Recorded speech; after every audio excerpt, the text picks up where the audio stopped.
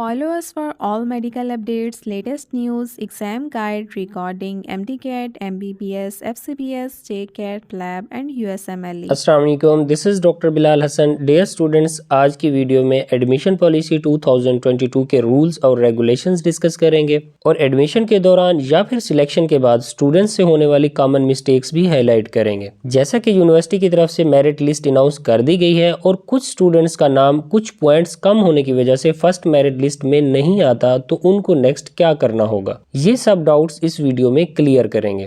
इस वीडियो में डिस्कस करेंगे कि अपग्रेडेशन पॉलिसी क्या है और अपग्रेडेशन 2022 की पॉलिसी के अकॉर्डिंग बीडीएस से एमबीबीएस या फिर किसी एक मेडिकल कॉलेज से दूसरे मेडिकल कॉलेज में अपग्रेडेशन कैसे होगी। इसके अलावा ट्रांसफ़र पॉलिसी और रिफंड पॉलिसी भी डिस्कस करेंगे। अपग्रेडेशन का मतलब ये होता है कि अप्लाई करते हुए आपने टॉप पर 2 कॉलेज प्रेफर किए थे, फर्स्ट लिस्ट में सेकंड कॉलेज में सिलेक्शन हो गई बट फर्स्ट में नहीं हुई, तो नेक्स्ट लिस्ट में अगर उस कॉलेज में कोई सीट वेकेंट हुई या फिर उसका मेरिट कम हुआ तो आपकी उस कॉलेज में अपग्रेडेशन हो सकती है। इसका मतलब ये है कि एमबीबीएस और बीडीएस में सिलेक्शन के लिए फर्स्ट लिस्ट के साथ साथ सेकंड और थर्ड लिस्ट भी लगाई जा सकती है और बाद में लगने वाली लिस्ट के लिए आपको सेपरेट अप्लाई करने की जरूरत नहीं है। जो आपने अप्लाई के टाइम कॉलेजेस सिलेक्ट किए थे और प्रेफरेंस लिस्ट बनाई थी वही फाइनल होगी। एक कॉलेज से दूसरे कॉलेज में अपग्रेडेशन का अगर सिनेरियो देखें तो इसकी आसान एग्जांपल ये है कि आपने टॉप पर निश्तर मेडिकल कॉलेज को प्रेफर किया था और सेकंड पर शेख ज़ैद मेडिकल कॉलेज रहीम यार खान। जब फर्स्ट लिस्ट लगी तो निश्तर का मेरिट आपके एग्रीगेट से ज्यादा था और आपका नाम शेख ज़ैद मेडिकल कॉलेज में सिलेक्ट हो गया बट निश्तर में नहीं हुआ। अब नेक्स्ट लिस्ट में अगर निश्तर में कोई सीट वेकेंट हुई और मेरिट कम हुआ तो अपग्रेडेशन के बाद आपकी सिलेक्शन निश्तर में हो जाएगी।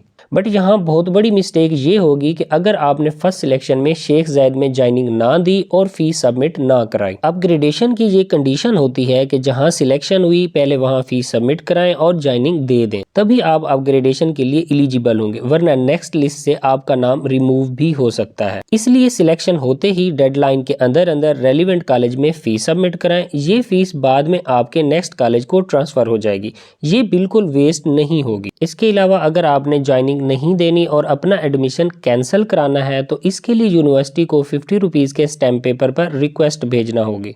इस तरह आपकी अपग्रेडेशन के लिए परमानेंट एलिजिबिलिटी कैंसिल कर दी जाएगी। इसी तरह आप बीडीएस से एमबीबीएस में भी अपग्रेड हो सकते हैं। फॉर एग्जांपल बीडीएस की पहली लिस्ट में आपका नाम D mount college of dentistry Lahore में आ जाता है बट आपका फर्स्ट लिस्ट एमबीबीएस में नाम नहीं आया था। इसका भी सिंपल रूल है कि आप डेंटल कॉलेज में ज्वाइनिंग दे दें, उसकी फीस सबमिट करा दें, नेक्स्ट एमबीबीएस की लिस्ट का वेट करें। अगर आपका डेंटल सेक्शन में टॉपर एग्रीगेट हुआ तो आपका एमबीबीएस के लास्ट कॉलेज में नाम आ सकता है। बट अगर आपने डेंटल में फीस सबमिट ना कराई और ज्वाइनिंग ना दी तो एमबीबीएस की अपग्रेडेशन लिस्ट से भी आपको रिमूव कर दिया जाएगा। यहाँ ये बात नोट कर लें कि जो फीस आप डेंटल सेक्शन में सबमिट कराएंगे ये फीस बिल्कुल वेस्ट नहीं होगी, बल्कि ये एमबीबीएस कॉलेज को ट्रांसफर हो जाएगी। ये बहुत बड़ी मिस्टेक होगी कि अगर आप डेंटल सेक्शन में ज्वाइनिंग नहीं देते तो इस कंडीशन के अंदर एमबीबीएस के लिए भी आप डिस्क्वालीफाई हो जाएंगे। नेक्स्ट इंपॉर्टेंट पॉइंट ये है कि अपग्रेडेशन के बाद नेक्स्ट कॉलेज में जाना लाजमी है, तो यस आपका नाम नेक्स्ट कॉलेज में आ गया है तो आपको एमबीबीएस के लिए वहां जाना पड़ेगा और आपको फर्स्ट कॉलेज छोड़ना पड़ेगा। अगर म्यूचुअल ट्रांसफर की बात करें तो इस साल की पॉलिसी के अकॉर्डिंग आप किसी और कॉलेज के स्टूडेंट के साथ म्यूचुअल ट्रांसफर नहीं कर सकते, आपको अपना कॉलेज ही ज्वाइन करना होगा।